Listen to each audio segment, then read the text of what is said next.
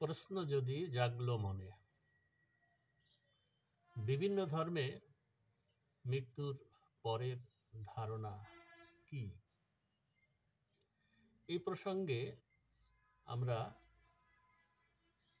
বিভিন্ন শাস্ত্র বা ধর্ম উপদেষ্টাদের কাছ থেকে জেনেছি যে হিন্দুরা মরিলে কিছুকাল পরেই বা কিছুদিন মধ্যে নিজ নিজ কর্মফল অনুযায়ী উঁচু বা নিচ জনিতে পতিত হয়।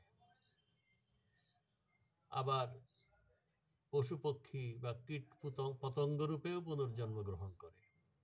আর মুসলমান বা খ্রিস্টানরা মৃত্যুর পর মহাবিচারের দিনের জন্য কবরে প্রতীক্ষা করতে থাকেন।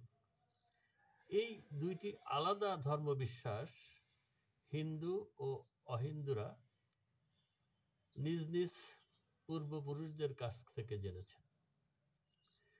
এখনো পর্যন্ত মৃত্যুর পরের অবস্থা বলার জন্য মরণোত্তর দেশ থেকে ফিরে এসে কেউ সেখানকার বর্ণনা দেন নাই। সুতরাং অতি সাধারণ জ্ঞান দিয়েই আমাদের এই বিষয়ের উপরে বিবেচনা করতে হবে। এ প্রসঙ্গে শ্রী শ্রী স্বামী স্বরূপানন্দ পরমহংসদেব বলেছেন যে ভগবানকে মানিলে তাহাকে জন্ম মৃত্যুর অধীশ্বর হইয়া বলিয়া স্বীকার করিতে হয়।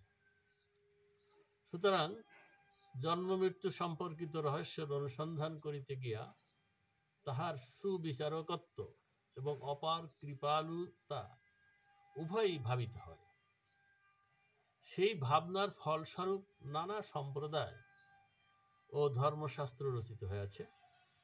এই উদ্দেশ্যেই মানুষকে শুদ্ধতর, ভদ্রতর, পরোপকার সাধক করিবার জন্য স্বর্গের হাতছানি অথবা নরকের বিভীষিকা দেখানো হয়েছে। বাস্তবিক উহা যে কি তাহার সঠিক বর্ণনা সম্ভব বলিয়া আমি মনে করি না। তিনি বলেছেন, স্বর্গলোভী মানুষেরা অনেক পুণ্য কাজ করিয়াছেন, নরকভীত মানুষেরা অনেক পাপ হইতে বিরত রহিয়াছেন। এই দৃষ্টান্ত ঘরে ঘরে দেখিয়াছি। সুতরাং কিয়ামত বা পুনর্জন্ম মানবকুলের মহত্ব বর্ধনে সহায়তা করিয়াছে, ইহা সুস্পষ্ট। জ্ঞানীরা বলেন, আত্মার কোনো লিঙ্গ নাই। অতএব আত্মা যদি পুরুষ দেহ হইতে নির্গলিত হইয়া মরণের পরে পুনর্জন্ম গ্রহণ করেন, তাহা হইলে তাহার স্ত্রী দেহ ধারণে বাধা কোথায়? দেহের যখন লিঙ্গ আছে তখন সে স্ত্রী বা পুরুষ। দেহ ছাড়িয়া আত্মা যখন নির্লিঙ্গ হইলেন তখন তিনি পুনরায় পুরুষ বা স্ত্রী যাহা ইচ্ছা তাহাই হইতে পারেন। যাহা ইচ্ছা কথাটার এখানে মানে কর্মফল অনুযায়ী নবদেহ লাভ করা।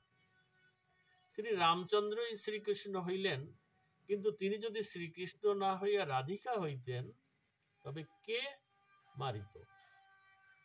এই জন্মের পুরুষ পরজন্মে স্ত্রী হইয়া মর্তে আসিয়াছেন, বা এই জন্মের নারী পরজন্মে পুরুষ হইয়া মানব দেহ লাভ করিয়াছেন। এইরূপ দৃষ্টান্ত পুরাণাদিতে অধিক বোধহয় পাওয়া যাইবে না। কিন্তু মানুষ দেহধারী জীবাত্মা দেহের মৃত্যুর পর যদি কর্মফল অনুযায়ী পশু পক্ষী রূপে জন্মলাভ করিতে পারে, তবে বর্তমান স্ত্রী দেহধারী মানবাত্মা দেহ অবসানের পরে পুরুষ রূপে জন্মগ্রহণ কেন করিতে পারিবে না? সৎ কর্মের সুফল এবং অসৎ কর্মের কুফল এই স্থলে চিন্তনীয়। সুতরাং পুনর্জন্ম সম্পর্কে হিন্দুর মত সত্য এবং কিয়ামত বা শেষ বিচারের সম্পর্কে মুসলমান এবং খ্রিস্টানদের মত সত্য। পরমেশ্বর সর্বশক্তিমান। সুতরাং পরস্পর বিরোধী মত, বিশ্বাস, ধারণা, অনুমান, বিচার, সিদ্ধান্ত প্রভৃতি সবই তিনি একসঙ্গে সত্য করিয়া দিতে পারেন। তাহার লীলা অচিন্তনীয়। সুতরাং মৃত্যুর পরের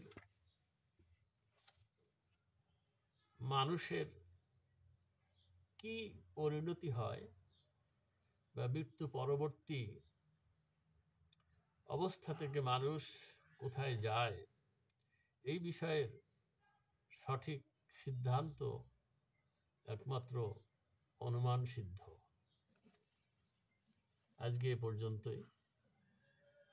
হরি ওম, হরি ওম, হরি ওম। ওম শান্তি, ওম শান্তি, ওম শান্তি।